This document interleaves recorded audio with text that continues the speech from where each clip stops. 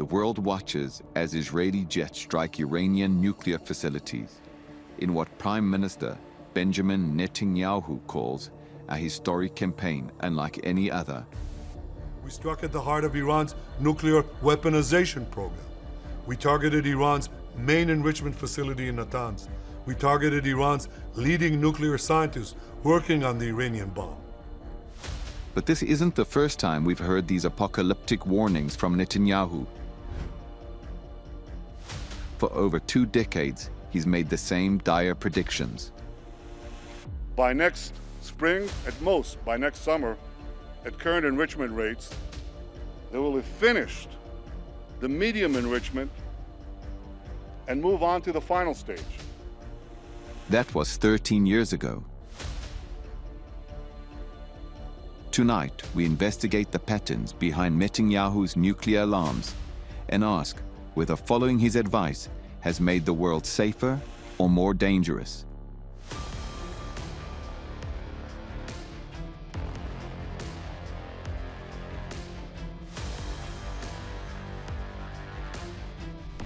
Our story begins in 2002, when a private citizen named Benjamin Netanyahu came to Washington with an urgent message for Congress. And with that, I want to welcome Mr. Netanyahu. I will now yield to be of one mind. There is no question whatsoever that Saddam is seeking and is working and is advancing towards the development of nuclear weapons. No question whatsoever. If you take out Saddam's regime, I guarantee that it will have enormous positive reverberations on the region. Netanyahu didn't just support the Iraq invasion, he actively promoted it with ironclad guarantees. Saddam isn't feverishly working to develop nuclear weapons as we speak. The question I had, though, do you have any indication that Saddam Hussein is going to attack Israel? The enormous positive reverberations Netanyahu promised instead produced hundreds of thousands of deaths, millions of refugees, and the rise of ISIS. Now the question is, what's your next step? Knowing that 3 of these nations are developing nuclear weapons. This is not a hypothesis. It is fact. Iraq, Iran, and Libya are racing to develop nuclear weapons. Every single nuclear claim Netanyahu made about Iraq proved false. But rather than questioning his judgment, the world would soon hear the same warnings about a different country. And nothing could imperil our common future more than the arming of Iran with nuclear weapons. Iran will back down. And this will give more time for sanctions and diplomacy to convince Iran to dismantle its nuclear weapons program altogether. Netanyahu's warnings about Iran actually began a decade before Iraq, in 1992, when he was a member of the Israeli Knesset.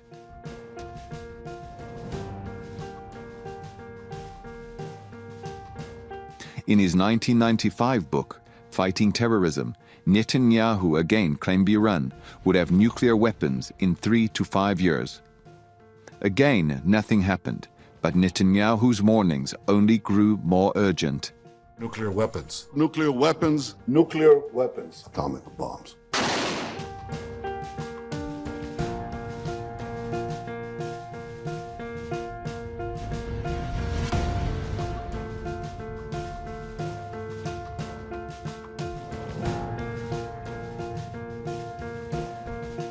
And by next spring, at most by next summer, at current enrichment rates, they will have finished the medium enrichment and move on to the final stage.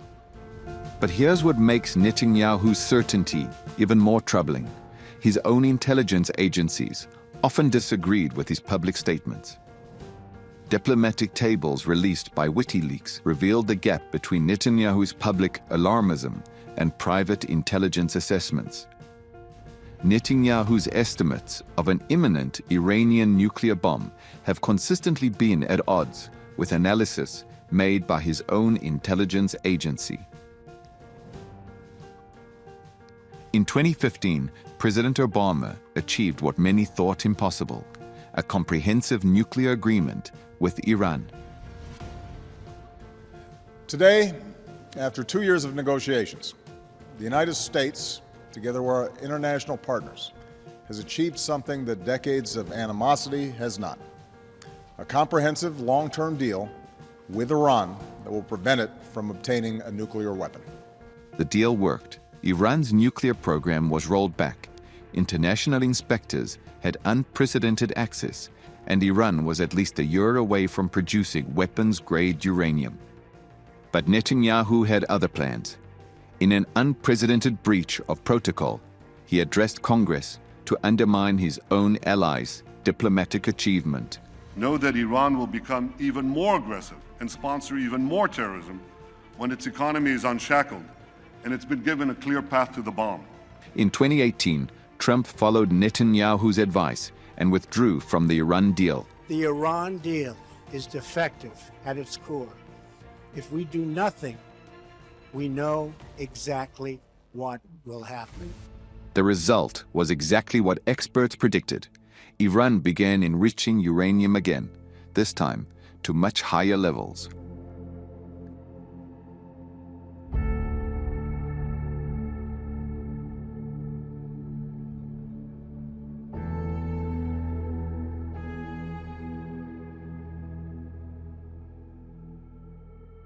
And now, with Iran's program more advanced than ever, Netanyahu's solution remained the same: military action. In June 2025, Netanyahu finally acted on 2 decades of threats, launching what he called one of the largest military operations in history against Iranian nuclear facilities. There is no question whatsoever that Saddam is seeking and is advancing towards the development of nuclear weapons. We struck at the heart of Iran's nuclear weaponization program. The pattern had come full circle.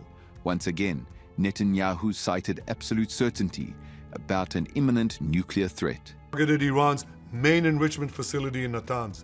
We targeted Iran's leading nuclear scientists working on the Once Egyptian again, bomb. he guaranteed positive regional outcomes from military action. But early reports suggested the same outcome as Iraq: a military action that creates more problems than it solves.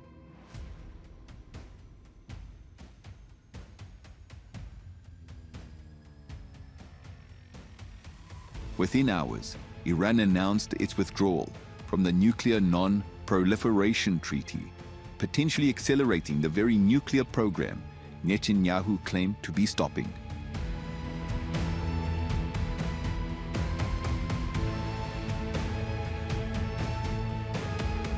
Tonight I wish to speak to you, the proud people of Iran. We're in the midst of one of the greatest military operations in history, Operation Rising Lion. The Islamic regime, which has oppressed you for nearly 50 years, threatens to destroy my country, the State of Israel. The objective of Israel's military operation is to remove this threat, both the nuclear threat and the ballistic missile threat to Israel. The evidence was overwhelming. For over 30 years, Netanyahu's military-first approach had consistently worsened every situation it claimed to improve. As the world grapples with the immediate consequences of Netanyahu's strikes, the historical pattern offers a sobering lesson.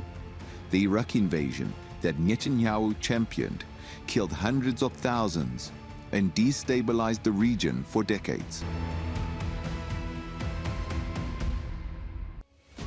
The withdrawal from the Iran nuclear deal that he advocated brought Iran closer to the bomb than ever before. Now his military strikes have triggered Iran's withdrawal from the Nuclear Non-Proliferation Treaty, potentially achieving the exact opposite of their stated goal. For over 30 years, Benjamin Netanyahu has sold the world the same bill of goods, that military action would solve complex diplomatic challenges, that his intelligence was superior to that of his own agencies, and that the Middle East would thank him afterward. The bill has finally come due. The Netanyahu doctrine of perpetual crisis and military solutions has reached its logical conclusion, and the region is paying the price.